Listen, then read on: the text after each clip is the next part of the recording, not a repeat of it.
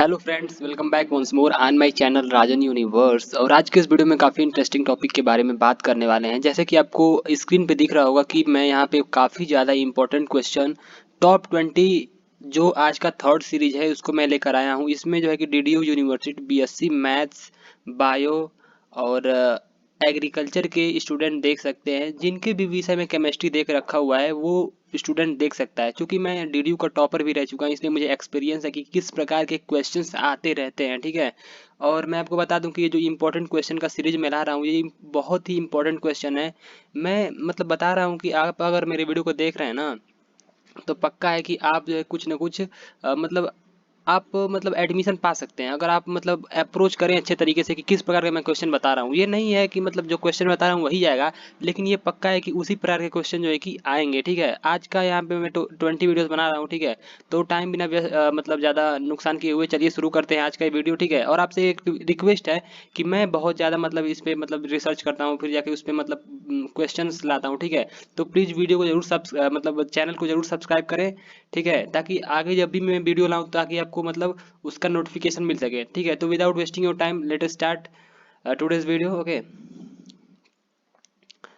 तो पहला क्वेश्चन आपका यहाँ पे है कि अगर यहाँ पे carbon 30 carbon 12 differ from each other in respect to number of, माने कि ये कह रहा है कि किस चीज में ये अलग अलग हैं। ठीक है, यानी कि यहाँ पे आप देख पा रहे होंगे जो यहाँ पे नीचे की संख्या देख के रखी होती है वो एटॉमिक नंबर होता है, और ऊपर जो देख रखी होती है वो होता है एटॉमिक मास। यानी कि कार्बन का एटॉमिक मास एक में 13 है, एक में 12 है। ठीक है, तो पहली बात तो ये है कि जो इसका प्रोटॉन है वो 6 है, यहाँ पे भी 6 है। प्रोटॉन तो सेम है, प्रोटॉन जब सेम है तो यहाँ पे जो है इसका न्यूट्रॉन डिफर है होगा, क्योंकि आपको पता होगा कि प्रोटॉन और न्यूट्रॉन मतलब हमेशा सॉरी प्रोटॉन और इलेक्ट्रॉन हमेशा सेम होते हैं। ठीक है, अगर इलेक्ट्रॉन अगर सेम नहीं रहेगा तो माइनस चार्ज लगा रहेगा। ठीक है, यहाँ पे आप देख पा रहे होंगे कि यहाँ पे कार मतलब एटॉमिक मास का जो फॉर्मूला होता है वो होता है आपका न्यूट्रॉन प्लस प्रोटॉन। ठीक है, तो प्रोटॉन तो सेम है तो न्यूट्रॉन ही डिफर होगा, तभी तो एटॉमिक मास यहाँ पे डिफर आ रहा है। यानी कि इसका जो आंसर होगा आपका ना, वो आपका आंसर होगा न्यूट्रॉन आंसर होगा इसका। ठीक है, आप जो यहाँ पे आप देख पा रहे होंगे इसका जो है कि आंसर होगा न्यूट्रॉन। ठीक है, और आइए तब सेकंड क्वेश्चन देखते हैं। सेकंड क्वेश्चन में आपको कह रहा है यहाँ पे कि मैच द फॉलोइंग, इसमें से फॉलोइंग मतलब मैच करना है। यहाँ पे आप देख पा रहे होंगे एक कॉलम में दिया हुआ है radioactivity, electron, x ray, neutron. ठीक है, तो और दूसरे कॉलम में देख रखा हुआ है कि इन इन सब मतलब न्यूट्रॉन का, एक्सरे का, इलेक्ट्रॉन, रेडियो एक्टिविटी का खोज किन साइंटिस्टों ने किया है। ठीक है, तो मैं आपको बताता हूँ कि किसने कौन सी खोज करी है। वैसे तो आपको पता पता होना चाहिए, रेडियो एक्टिविटी का खोज जो है कि बैक्वेरल ने करा था। ठीक है, यानी कि ये बैक्वेरल से संबंधित है। एकदम मैं कंफर्म तो नहीं हूँ कि इन्होंने इसका डिस्कवरी करा था। ठीक है, लेकिन तो इनसे संबंधित आप अगर उसमें देखेंगे तो बैक्वेरल जो है कि रेडियो एक्टिविटी का यूनिट हम लेते हैं। ठीक है, और एक्सरे का खोज रोइंगटन ने करा था, इलेक्ट्रॉन का खोज आपका जे जे थॉमसन ने करा था, और न्यूट्रॉन का खोज जेम्स चैडविक ने करा था। तो यहाँ पे अगर नीचे हम मिलाएं कौन सा आंसर का सही होगा, तो इसका आंसर आपका सही होगा बी। क्योंकि बी में आप देख सकते हैं ए का 4 है, बी का 3 है, और सी का आपका 1 है, और डी का 2 है। सॉरी सॉरी, डी का 1 है, डी का 1 है और सी का 2 है। ठीक है, यानी कि बी इसका जो है कि राइट आंसर होगा। ठीक है, तो आइए देखते हैं थर्ड क्वेश्चन। टाइम लग रहा है दोस्तों, लेकिन तो मैं समझाने में थोड़ा सा टाइम लग रहा है। ठीक है, तो आप वीडियो को आराम से देखिए, कोई भी मतलब जल्दबाजी नहीं है। ठीक है, ये जो कितने जितने भी क्वेश्चन बता रहा हूँ इसमें से लगभग 2 क्वेश्चन तो इस मतलब इस टाइप से आएंगे ही आएंगे इस वीडियो में। ठीक है, आपके पेपर में केमिस्ट्री के जैसे कि आप देख पा रहे होंगे यहाँ पे ये एलिमेंट देख रखा हुआ है जिसका एटॉमिक मास 76 है और एटॉमिक नंबर 32 है। इसने कहा कि ये आइसोटोनिक किसके साथ होगा। अगर ऐसा क्वेश्चन पूछता है आइसोटोनिक, तो आप क्या कर सकते हैं, जनरली ये पूछ रहा है ना कि इसमें से कौन सा ऐसा एटम है, ठीक है, जिसका नंबर ऑफ न्यूट्रॉन सेम है इसके न्यूट्रॉन से। ठीक है, तो न्यूट्रॉन निकालने का तरीका क्या होता है कि 76 में से आप जो है कि 32 को घटाएंगे तो नंबर ऑफ न्यूट्रॉन इसका पता चल जाएगा। ठीक है, तो इसका भी घटाएंगे, तो अगर सेम आ जाता है जिसका वही सेम होगा। चूंकि आप यहाँ पे देख पा रहे होंगे यहाँ पे 32 है, और यहाँ पे क्या है 33 है, यहाँ पे 76 है, यहाँ पे 77, यानी कि अगर इसको माइनस करेंगे तो इन दोनों का सेम आएगा, इसलिए इसका आंसर सी होगा। ठीक है, उसके बाद अगर आप हम आए यहाँ पे फोर्थ क्वेश्चन में, फोर्थ क्वेश्चन में कहा है कि the true statements about chromium, chromium के बारे में ट्रू स्टेटमेंट क्या है, ठीक है। तो सबसे पहले इसने कहा कि इट कंटेन्स 24 न्यूट्रॉन्स, ठीक है। दूसरा कहा it's valence electron lies in N shell, और इसने कहा कि आइसोटोनिक है इसके साथ। तो यहाँ पर आप देख पा रहे होंगे आइसोटोनिक की पहली बात है नहीं, और दूसरी बात यह है कि इलेक्ट्रॉन इसका जो है कि वैलेंस सेल जो है कि यहाँ पे ये जो सेकंड वाला दिया है तो बिल्कुल गलत है, ठीक है। तो इसका जो ऑप्शन सही है ना वो फर्स्ट ऑप्शन सही है कि इसके पास 24 न्यूट्रॉन यहाँ पे आपके पास यहाँ पे क्रोमियम के पास होते हैं, ठीक है। इसका आंसर जो आप मारेंगे ये 1 मारेंगे, ठीक है। उसका से फिफ्थ वाला देखते हैं। इसने कहा कि फिफ्थ वाले में आइसो इलेक्ट्रॉनिक स्पेसिस आर, तो कौन सा स्पेसिस इसमें दे के रखा हुआ है जो कि आइसो इलेक्ट्रॉनिक्स हैं। तो आइसो इलेक्ट्रॉनिक ये होता है कि वो एटम जिनके नंबर ऑफ इलेक्ट्रॉन्स उस एटम में सेम हो, ठीक है। तो यहाँ पे आप देख पा रहे होंगे न्यूट्रॉन जो सॉरी यहाँ पे नाइट्रोजन देख रखा हुआ है, यहाँ पे ऑक्सीजन देख रखा हुआ है, ठीक है। तो नाइट्रोजन के पास 3 माइनस है, यानी कि इसके पास 3 एक्स्ट्रा इलेक्ट्रॉन भी है। पहले से इसके पास 7 इलेक्ट्रॉन होता है, 3 ऐड कर दिए 10 हो गया, इसके पास 8 इलेक्ट्रॉन हो गया, और 2 यहाँ पे ऐड हुआ है -2 है यहाँ पे, ठीक है। तो इसका भी 8 + 2 10, 7 + 3 10, तो इसका आंसर हो जाएगा ए, ठीक है। तो काफ़ी इजी है, ठीक है, आप इसको कर सकते हैं, कोई भी बहुत बड़ा प्रॉब्लम नहीं है। यहाँ पे 6 वाले क्वेश्चन में पूछ रहा है कि how many neutrons are present in tritium nucleus. Tritium होता है क्या है कि हाइड्रोजन के 3 आइसोटोप्स होते हैं, ठीक है। आइसोटोप्स का मतलब होता है कि ऐसे एटम, ठीक है, जो मतलब उनका जो एटॉमिक नंबर होगा सिमिलर होगा, लेकिन उनका जो एटॉमिक मास होगा वो डिफरेंट होगा। चाहे मतलब हाइड्रोजन के 3 स्पेसीज होते हैं जिनके क्या है कि एटॉमिक नंबर सेम है लेकिन एटॉमिक मास अलग अलग होगा, ठीक है। तो यहाँ पे इसने पूछा कि इसमें से तीनों में से यहाँ पे जो ट्राइटियम है उसके पास कितना न्यूक्लियस होता है, तो उसके पास 2 न्यूक्लियस होता है। सबसे पहले आता है आपका प्रोटियम, उसके पास एक भी न्यूट्रॉन नहीं होता है। उसके बाद आता है ड्यूटेरियम, उसके पास 1 न्यूट्रॉन होता है। उसके बाद आता है ट्राइटियम, उसके पास 2 न्यूट्रॉन होता है, ठीक है। उसके बाद आते हैं 7th वाले क्वेश्चन पे।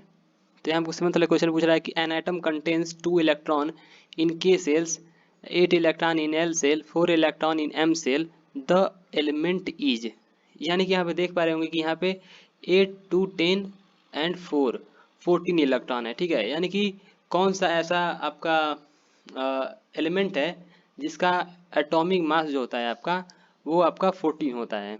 तो आप इसको अगर देखेंगे तो इसका आंसर आपका आएगा सिलिकॉन, ठीक है। सिलिकॉन का जो एटॉमिक मास एटॉमिक नंबर होता है वो 14 होता है, उसके पास 14 जो है कि इलेक्ट्रॉन्स होते हैं। 8 में अगर देखें आप तो how many valence electron does calcium has, यानी कि कैल्शियम के पास कितने नंबर ऑफ वैलेंस इलेक्ट्रॉन्स होते हैं, यानी कि आउटर सेल में कितने इलेक्ट्रॉन्स होते हैं।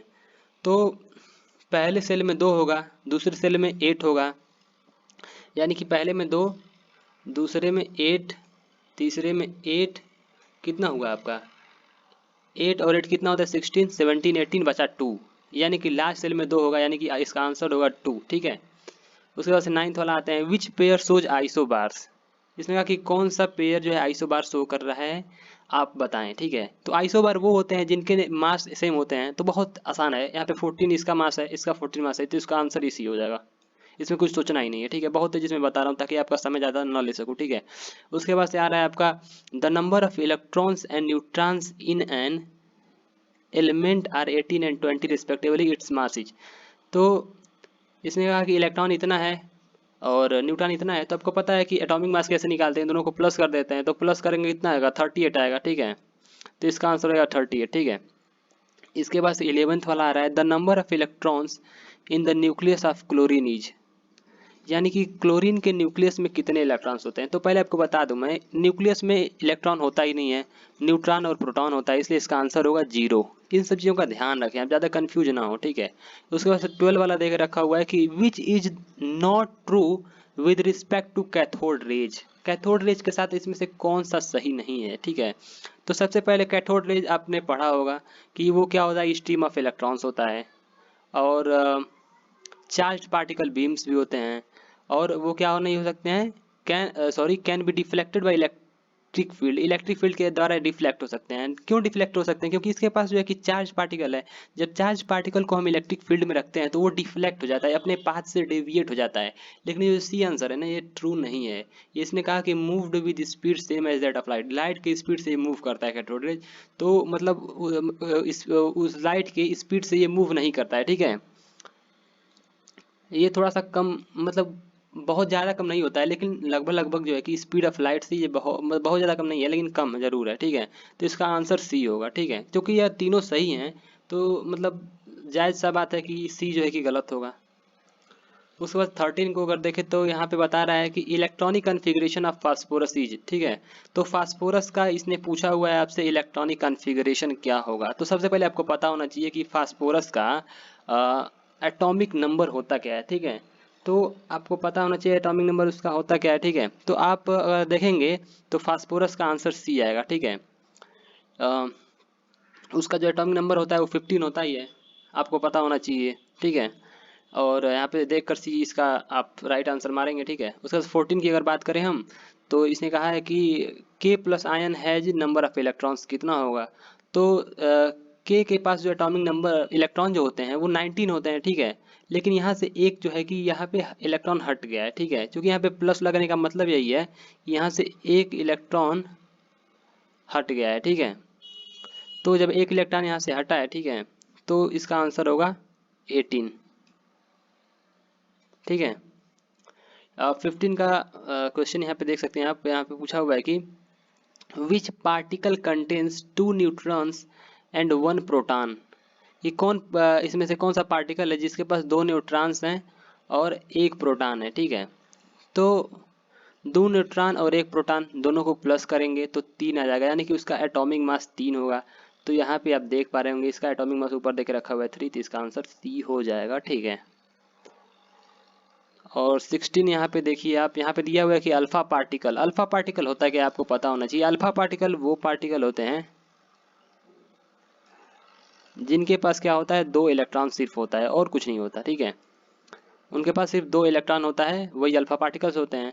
तो हीलियम एटम के पास क्या होता है, 2 इलेक्ट्रॉन होता है लेकिन 2 प्रोटॉन भी होता है। तो 2 प्रोटॉन अगर हटा दें तो कह सकते हैं वो अल्फा पार्टिकल हो जाएगा। तो अगर यहाँ पे दिया हुआ है कि डबली आयनाइज्ड हीलियम आयन, यानी कि डबली आयनाइज कर दिए हैं, यानी कि यहाँ पे हीलियम पे क्या कर दिए हैं, 2 प्लस कर दिए हैं, ठीक है। तो 2 प्लस करने का मतलब यहाँ पे क्या कर रहे हैं कि जो इसके जो दोनों प्रोटॉन है, ठीक है, सॉरी दोनों इलेक्ट्रॉन है, ठीक है, उनको यहाँ पे निकाल दिया गया है, ठीक है ना। तो इसका जो आंसर हो जाएगा ये आपका हो जाएगा डी, ठीक है। या बिल्कुल सही है, ठीक है। अल्फा पार्टिकल के पास आपका क्या होता है, 2 प्रोटॉन होता है, सॉरी यहाँ पे गलती हुई है, ठीक है। यहाँ पे ई पे प्लस आप लगा दीजिए, यहाँ पे उसके पास 2 प्रोटॉन होता है, ठीक है। यहाँ इसलिए यहाँ पे 2 प्लस लिखने का मतलब यही है कि यहाँ से दोनों इलेक्ट्रॉन निकल गए हैं, ठीक है। तो डबली चार्ज हीलियम एटम होगा इसका मतलब आंसर। इसके बाद आते हैं 17 में, यहाँ पे पूछा है साइज ऑफ न्यूक्लियस। तो न्यूक्लियस का जो साइज होता है ना 10⁻⁻15 में होता है, ठीक है। मतलब फर्मी उसे कहते हैं कि फर्मी, ठीक है, यानी कि 10⁻⁻15 के रेंज में जो न्यूक्लियस का साइज होता है। ये काफ़ी ज़्यादा इंपॉर्टेंट क्वेश्चन है, ठीक है। इसको मतलब आपको याद करना पड़ेगा, ठीक है, कि जो न्यूक्लियस की साइज होती है 10⁻⁻15 के रेंज में होती है। 18 का क्वेश्चन देखे रखा हुआ है कि यहाँ पे बताया न्यूट्रॉन वाज डिस्कवर्ड बाय, किसके द्वारा न्यूट्रॉन का डिस्कवर करा गया था। तो ऊपर आपने देखा ही है, मैंने बताया था कि न्यूटन का खोज जेम्स चैडविक ने करा, ठीक है। इनका पूरा नाम जेम्स चैडविक है, ठीक है। उसके बाद यहाँ पे 19th में दिया है कि Rutherford's scattering experiment is related to the size of, यहाँ पे रिलेटेड था, कट गया है, सॉरी इसके लिए, ठीक है। तो Rutherford's scattering experiment is related to the size of, तो ये रिलेटेड है किसके साइज से, न्यूक्लियस, न्यूक्लियस।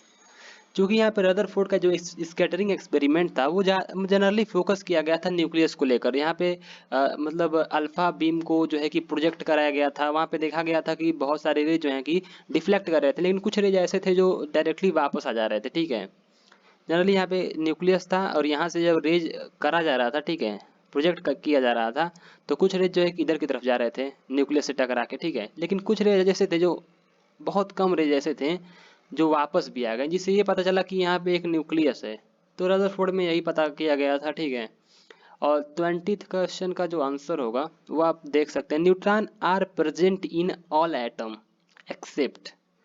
तो न्यूट्रॉन जो है ना किस में एक्सेप्ट नहीं है, मतलब किस में जो है मौजूद नहीं है उसको बताना है। तो आपको पता होना चाहिए कि हाइड्रोजन के पास न्यूट्रॉन होता नहीं है, ठीक है।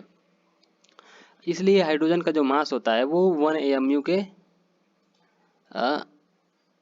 बराबर होता है, क्योंकि उसके पास बस एक क्या होता है, प्रोटॉन होता है, ठीक है। न्यूट्रॉन तो होता ही नहीं है, इसलिए उसका मास जो होता है ना, प्रोटॉन प्लस न्यूट्रॉन करते हैं तो प्रोटॉन 1 होता है, न्यूट्रॉन 0 होता है, इसलिए उसका जो है कि जो मास होता है ना वो 1 AMU आता है, ठीक है। इसलिए हाइड्रोजन के पास न्यूट्रॉन नहीं होता, इसको आप याद रखिए।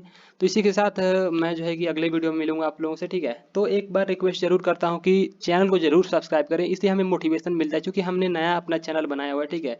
और यहाँ पे बहुत ज़्यादा सब्सक्राइबर आते नहीं है, इसलिए हम जो है कि ज़्यादातर कंटेंट पे मतलब ज़्यादा वीडियोस बना नहीं रहे हैं, ठीक है। लेकिन आप अगर मेरे चैनल को सब्सक्राइब करेंगे तो अधिक से अधिक वीडियो हम बनाएंगे और अच्छे अच्छे वीडियोस बना रहे हैं, ठीक है।